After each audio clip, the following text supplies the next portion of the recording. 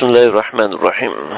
حدثنا عبد الله بن محمد قال حدثنا سفيان بن عيينة عن صفوان قال حدثني أنيسة عن أم سعيد بنت مرة الفهري عن أبيها عن النبي صلى الله عليه وسلم قال: أنا وكافل اليتيم في الجنة كهاتين أو كهذه من هذه شك سفيان في الوسطى والتي تلي الإبهام.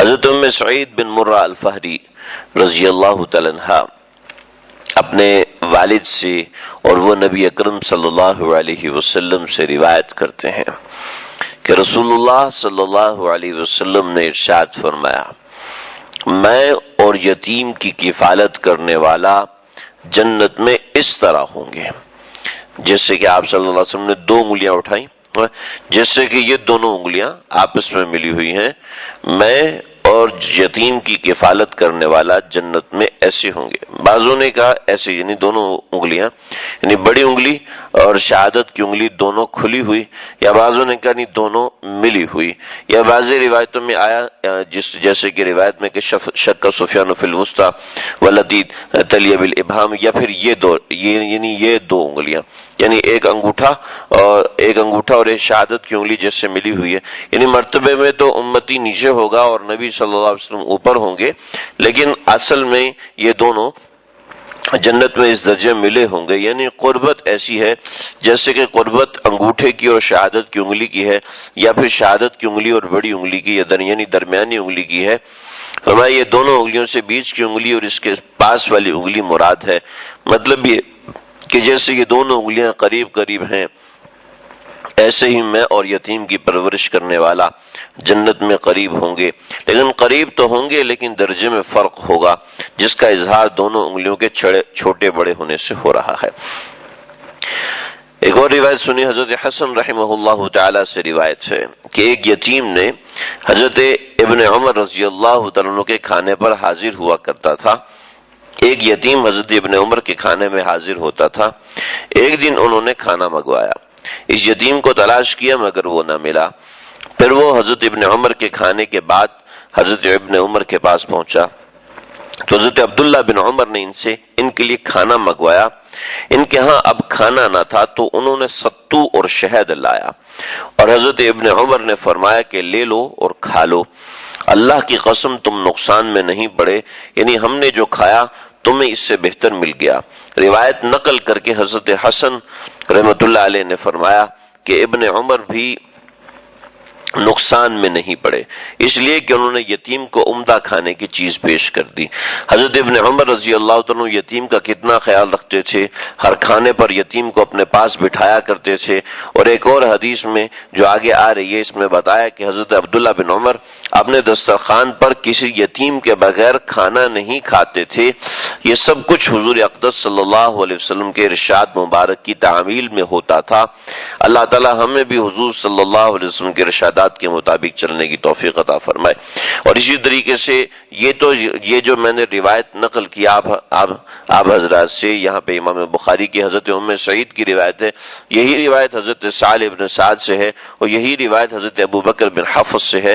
یعنی آپ صلی اللہ علیہ وسلم نے فرمایا کہ میں اور یتیم کی کفالت کرنے والا جنت میں ایسے ہوں گے جیسے انگشت شہادت اور بیچ والی انگلی آپس میں ملی ہوئی ہوتی ہے، یعنی نیچے سے آپس میں ملی ہوتی ہے یا جڑی ہونے میں ایک دوسرے کے ساتھ ہوتی ہیں، یعنی اتنے قریب ہوتے ہیں، اور تو میں اور یتیم کی کفالت کرنے والا ایسے ہیں۔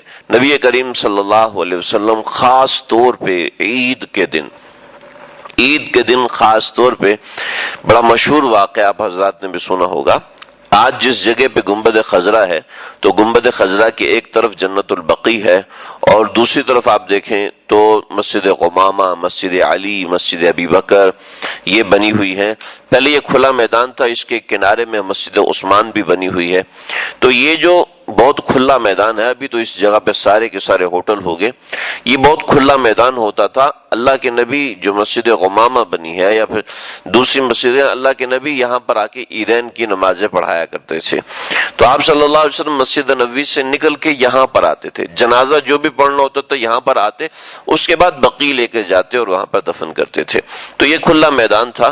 آپ صلی اللہ علیہ وسلم یہاں تشریف لا رہے تھے تو راستے میں ایک بچہ وہ یہاں پر بیٹھا ہوا، دوسرے بچے کھیل رہے تھے اور وہ بچہ پہلے میلے کپڑے پہنے ہوئے اور وہاں پہ بیٹھا ہوا رو رہا تھا۔ آپ نے پوچھا کہ تم کیوں رو رہے ہو؟ یہ عید کی نماز پڑھانے جا رہے ہیں ہمارے آقا صلی اللہ علیہ وسلم، صحابہ کرام وہاں انتظار میں بیٹھے ہیں۔ تو کہنے لگے کہ یا رسول اللہ، میں یتیم ہوں، میرے پاس تو کپڑے نہیں، میں یتیم ہوں، میرے پاس کھیلنے کے لیے اخروٹ نہیں جیسے ان کے پاس ہیں، تو میری کون پرورش کرے گا؟ چنانچہ آپ صلی اللہ علیہ وسلم کی آنکھوں میں آنسو آئے، آپ صلی اللہ علیہ وسلم نے ان کو کندھے پر اٹھایا، اپنے مبارک کندھوں پر اٹھایا اور اپنے گھر تشریف لے کر گئے اور اما عائشہ سے فرمایا کہ عائشہ تمہارے پاس حسن اور حسین کے کپڑے رکھے ہیں؟ کہ جی بالکل رکھے ہیں۔ چنانچہ ان میں سے اچھا کپڑا نکالا اور ان کو پہنایا اور کہا کیا تمہیں یہ پسند نہیں ہے کہ عائشہ تمہاری ماں ہو اور محمد تمہارے باپ ہوں اور حسن اور حسین تمہارے بھائی ہوں؟ اور پھر ایسے ہی آپ کو کندھے پر اٹھایا اور ایسے ہی عیدگاہ کی طرف چل دیے، لوگوں کو دکھاتے ہوئے کہ یتیم کا یہ اکرام ہے کہ اس کو نبی کے کندھوں پر بٹھایا جائے۔ تو یعنی اتنا زیادہ اس کو اکرام دیا، اتنا زیادہ اس کو محبت دیا۔ تو انتہائی خوشی کے موقع پر اور انتہائی عظیم الشان نبی، اس کا کیا معاملہ ہے؟ وہ یتیم کے ساتھ ایسے کفالت والا معاملہ کرتا ہے۔ آج کل تو ایسا معاملہ ہے ہی نہیں کہ کسی یتیم کے ساتھ، خاص طور پہ کسی خوشی کے دن میں، کہ خوشی کے دن میں بندہ چاہتا ہے کہ اپنے گھر والوں کے ساتھ اٹھے اور بیٹھے۔ ہمارے دین نے ہمیں ایسے سکھایا ہے۔